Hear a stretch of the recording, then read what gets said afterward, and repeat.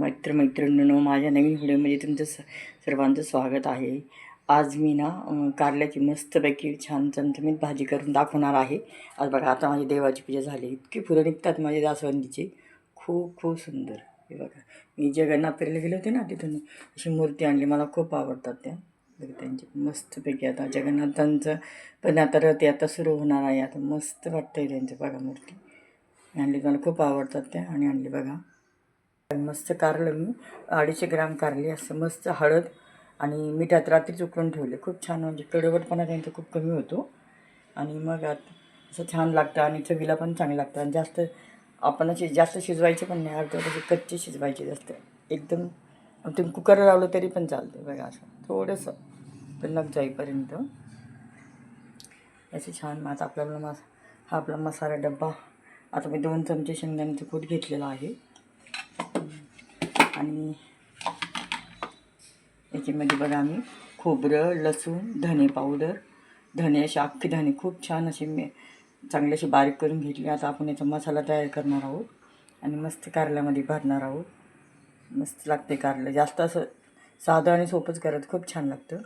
जास्त आपण त्याला मसाले वगैरे टाकत बसायचे आणि याचे ओरिजिनल जो छान लागते दाखवते मी तुम्हाला. बघा आता मी भरून असे घेतले. असे मस्तपैकी मी खोबरं, लसूण, जिरे, अख्खे धने असे मग मिक्सर वाढून शेंगदाण्याचा कूट टाकला. साखर पण टाकायची, चिमूटभर साखर टाकायची, कारण ते थोडंसं जास्त पण नाही टाकायची, कारण त्याचं कडवटपणा औषधी असतो. बघा आता मी सगळे मसाले टाकले. आता आपण तेल टाकलं तापायला. तेलामध्ये मी मोहरी जिरे टाकते. मोहरी जिरे टाकते. आता आपण असं भरले नाही आहे. याच्यामध्ये खूप असे बेसनपीठ भाजून टाकतात, हे टाकतात आणि एवढं मसाला टाकून त्याची चव सगळं निघून जाते. कांदा वगैरे मी काही वापरत नाही. तसे वाटलंच कोणी करतं, पण मी अशी साधं आज करते. कारण कसं मी तिचा औषधीपणा, ज्यांना शुगर आहे त्यांना खूप छान पडतात ते. बघा आता ह्या महिन्यामध्ये पण कारले तर 12ही महिने मिळतात, पण ह्या आषाढ महिन्यामध्ये खाल्लं तरी चांगलं असतं. बघा आता मी थोडंसं रस्सा कारण यांना रस्साच फार आवडतो. बघा आता मी मस्तपैकी भाजून घेते. मोहरी जिरे तडतडून घेते. आता आपण फक्त अशी अख्खी टाकून द्यायची त्याच्यामध्ये.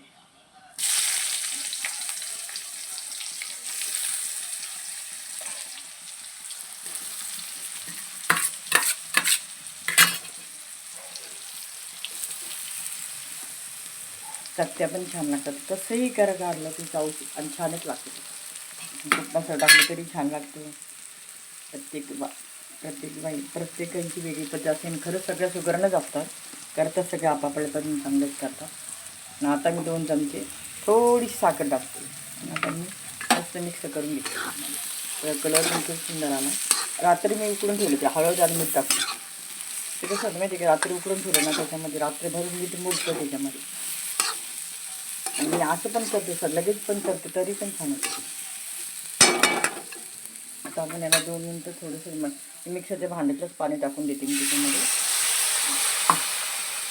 थोडंसं कमी गॅस करून ठेवून देते.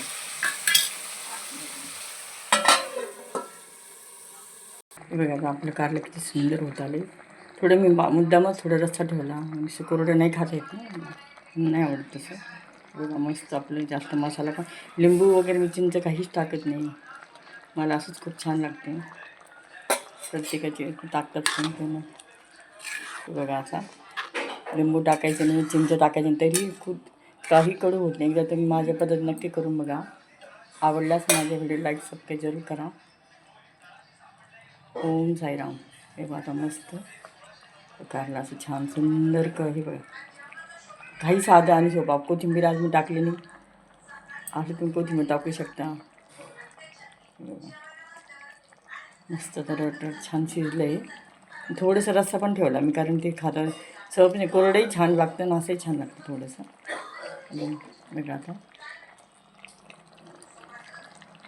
मस्त झालेलं आहे.